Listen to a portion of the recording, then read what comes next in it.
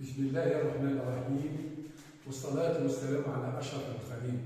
Mes chers collègues, mes chers confrères, mesdames, messieurs, aujourd'hui on entame la dernière partie sur l'obstétrique, à savoir le traitement ou la thérapeutique. Donc dans cette affection chronique, il faut obligatoirement une coopération, une collaboration entre le médecin traitant et le patient. Comme maladie chronique, ça nécessite un suivi régulier toute la vie. D'abord, comme je l'ai dit, le psoriasis est une maladie chronique, d'évolution le plus souvent comme je dis, chronique, pour laquelle aucun traitement définitivement curateur n'est actuellement disponible. On ne guérit pas le psoriasis, on le blanchit. Ça, c'est un point fondamental. Donc, l'absence d'information ou la mauvaise compréhension de ce point par les malades est une source de déception et d'échec thérapeutique ultérieur. Il faut que le médecin explique la maladie à son patient. Ça, c'est un point qui est fondamental si on veut vraiment, tirer bénéfice du traitement. Donc, comme je l'ai dit, maladie musculine, le psoriasis est une maladie chronique, mais qui ne relève qu'effectivement un caractère de gravité, ce n'est pas très grave, et c'est une maladie qui n'altère pas le pronostic vital. Mais un point encore fondamental, c'est le rapport bénéfice et risque de traitement doit être soigneusement évalué à toutes les étapes de la décision thérapeutique. Il faut peser le pour et le contre. On donne telle thérapeutique avec tel effet. Ça, c'est un point fondamental. Donc, le but du traitement du psoriasis est clairement l'amélioration de la qualité de vie du malade et pas forcément le blanchiment complet des lésions. Donc, il faut que le patient apprenne avec son psoriasis, avec sa maladie, mais qui n'altère pas la qualité de la vie. Il faut qu'il vive normalement. Donc, si vous voulez, schématiquement, comment on traite le psoriasis de façon générale, de façon grossière, d'abord, il y a un cancer localisé, c'est-à-dire inférieur à 20% de la surface du corps ou passé à inférieur à 10%, donc un traitement topique, c'est-à-dire un traitement local. Alors, traitement local, il y aura bien sûr plusieurs thérapeutiques selon l'évolution de l'affection, c'est-à-dire les kératolytiques, les goudrons, l'antramine, l'hermopatine, les analogues de la vitamine D, les rétinoïdes et les inhibiteurs de la calcinurine. Ça, c'est quand il est inférieur à 20%, quand il est localisé. Par contre, si le psoriasis est disséminé, c'est-à-dire supérieur à 20% de la surface corporelle, ou pas si supérieur à 10%, à ce moment-là, on est en droit d'utiliser un traitement systémique. Bon, plusieurs traitements systémiques, parmi eux, bien sûr, il y a le méthotrexate, les rétinoïdes, la cyclosporine A, la PUVA, la thérapie, PUVA UVB, et traitement enfin biologique. Ça, de façon grossière, le traitement. Donc, mais, mes chers collègues, un point important, c'est qu'il y a différents facteurs à prendre en compte. C'est important si on veut aider le patient. C'est-à-dire l'étendue du psoriasis, parce que le psoriasis peut être localisé, par exemple au niveau des patients ou des genoux, sous forme de plaques qui sont peu nombreuses. Donc c'est uniquement un traitement local. On donne bien sûr les analogues de la vitamine D ou bien les dermocorticoïdes. Par contre, si le psoriasis est disséminé, si le psoriasis est généralisé, à ce moment, on peut discuter plusieurs thérapeutiques. Donc, en fonction de l'état de santé du patient, on peut discuter la thérapie par exemple, ou bien des traitements généraux comme des rétinoïdes, comme le méthotrexate ou la cyclosporine. Donc, c'est le premier facteur. Le deuxième facteur, si vous voulez, c'est la topographie des lésions. Donc, il faudrait adapter, je dis bien adapter, les différents traitements locaux. C'est-à-dire, par exemple, le psoriasis inversé, vous savez que le psoriasis peut se au niveau coude, genoux, etc., mais il peut se au niveau des petits pieds et des grands plis, j'ai dit la dernière fois, dans la dernière fois, donc psoriasis inversé au niveau des plis. Tout change plus souvent. Alors, à ce moment, le psoriasis des plis est facilement irrité par différents topiques ou risque de surinfection ou de macération. Donc, faites attention. Donc, là, la thérapeutique, elle change.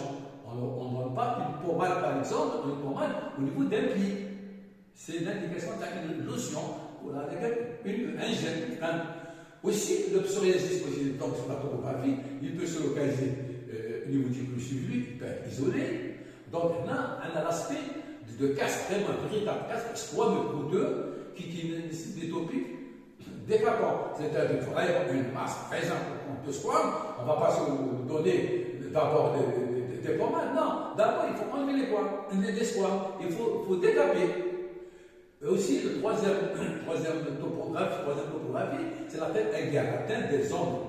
Donc, rappelez-vous que la tête la plus caractéristique, c'est l'aspect A, l'aspect en D à coudre. À ce moment, il nécessite des injections, par exemple, intramatère de corticoïdes, mais en cas d'atteinte localisée.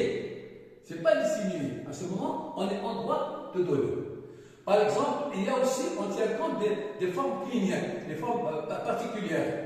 Par exemple, quand on voit ici le psoriasis des plis, regardez les plis, l'aspect érythémateux, très érythémateux, là c'est le diagnostic bien sûr, le différentiel avec surtout avec une mycose. Donc c'est important. C'est pas là, il ne faut pas donner par exemple de pommade. Ou là, par exemple, il y a aussi le psoriasis goutte, on dit psoriasis en goutte à gare. C'est très très important. J'attire l'attention des médecins et notamment des pédiatres.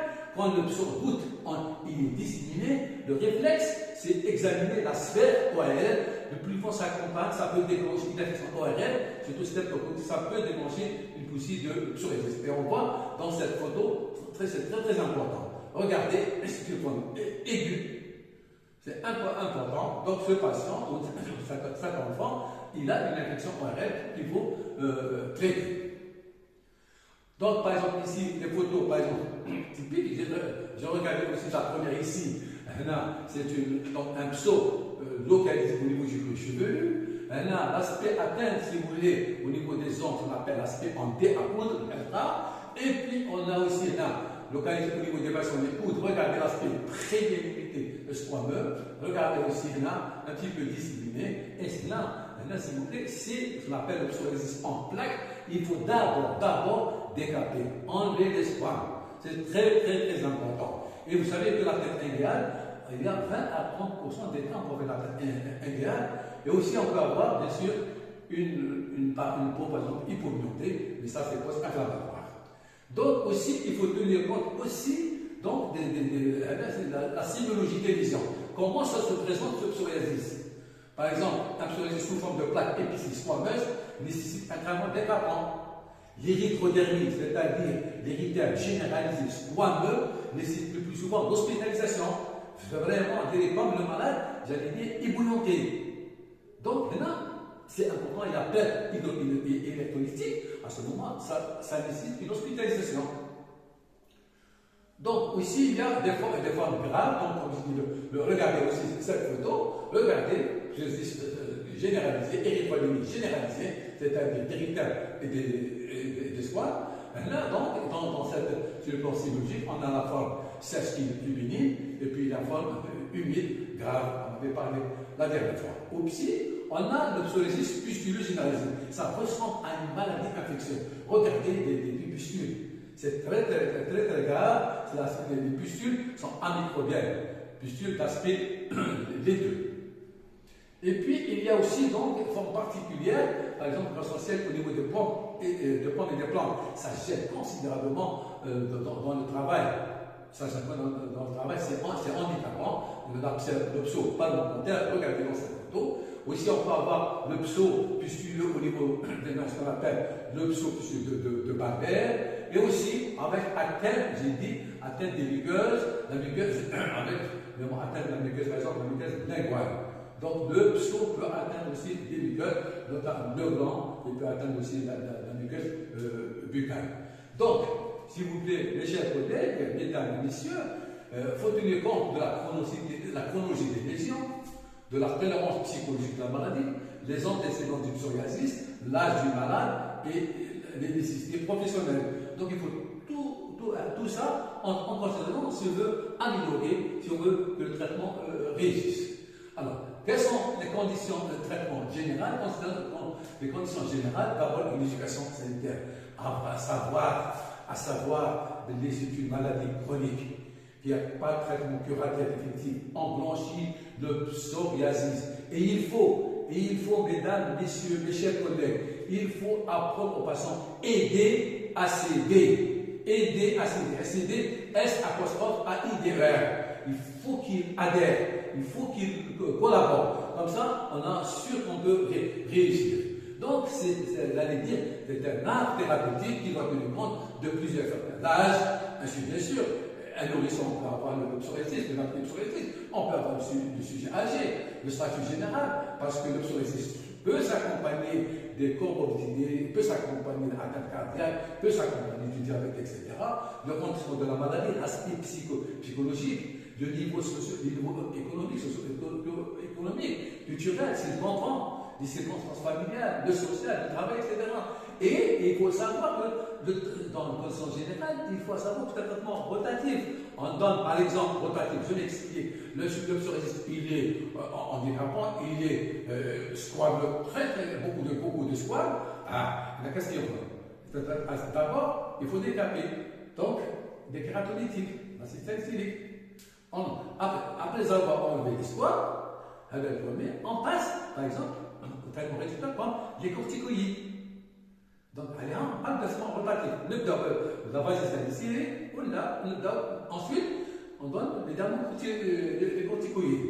Donc, par exemple, les indications en fonction du type de clinique, comme je l'ai dit tout à l'heure, c'est-à-dire un le Gutaka, donc un traitement local, et certains autres préconisent le recours à une antibiothérapie qui faisant suivre à une infection rhinopharyngée streptococcique. Donc, comme chez l'enfant, le plus souvent, le psoriasis Gutaka se déclenche après une infection orale. Et puis, il y a aussi le psoriasis vulgaire limité, là, uniquement la base ici, puis les corticoïdes.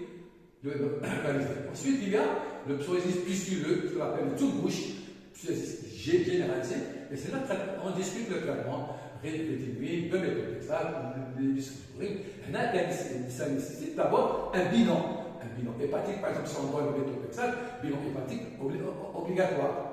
Donc, puis il y a l'hypertension psoriatique, le plus souvent, elle est déclenchée par un facteur d'émotion et ça nécessite une hospitalisation. Donc, si vous voulez, le but du traitement est l'amélioration de la qualité de la vie. Ça, c'est l'aspect fondamental du psoriasis. Donc, et un point important, régime de vie. Donc, éviter le traumatisme sur la peau. Pourquoi le traumatisme? Parce que j'ai dit la dernière fois, quand vous traumatisez, il y a ce qu'on appelle le phénomène de Koebler. Il y a apparition quelque temps après le psoriasis au niveau de la zone traumatisée. Et puis un climat humide, ensoleillé. Et l'absorption d'alcool. Malheureusement, beaucoup de malades prennent de l'alcool, bien que dans des sociétés musulmanes. Donc, il faut faire attention, ça va interroger. Et puis, avoir une vie calme et tranquille. Ça va éviter les stress, les émotions, et hydrater la peau, hygiène modérée, savon, sucre, les émollients, l'huile de bain, etc. Pour hydrater la peau. Voilà, donc, mes chers collègues, on arrive au terme, si vous voulez, de cette infection de psoriasis qui est plus fréquente. Rappelez-vous l'atteinte coup de genou, région ombro-sacrée, donc coup de chevelu. Donc, c'est ce qu'on appelle les lésions les plus fréquentes. Rappelez-vous aussi le signe de la rosée de sanglot positive quand on gratte, il y a des piqûres hémorragiques, des réflexes qu'on appelle la rosée de sanglot typique pour le psoriasis. Il y a des formes localisées, des formes généralisées, des formes graves, comme l'atteinte articulaire, comme l'atteinte pustuleuse généralisée. Alors, mes chers collègues, j'ai donné un aperçu général sur la thérapeutique. Vous pouvez éventuellement me contacter, m'écrire pour vous donner des explications sur la thérapeutique. Et si vous voulez, dans les prochains jours, Inch'Allah, on va entamer la mycologie. La mycologie, c'est une affection qui est très fréquente, qui caractère le cuir chevelu, comme l'éther, ça atteint le relâchement cutané comme vesicolore, ça atteint les ongles qui sont autistes. Donc, voilà la la mycologie. Donc, on fera plusieurs chapitres. Mes chers collègues, aussi, avant de terminer, on est à quelques jours du mois béni, mois sacré du Sénat Ramadan. Il faut intensifier les positions. Allahumma balaghna Ramadan, Allahumma balaghna Ramadan, Allahumma balaghna. Assalamu alaikum wa rahmatullahi ta'ala wa barakatuh.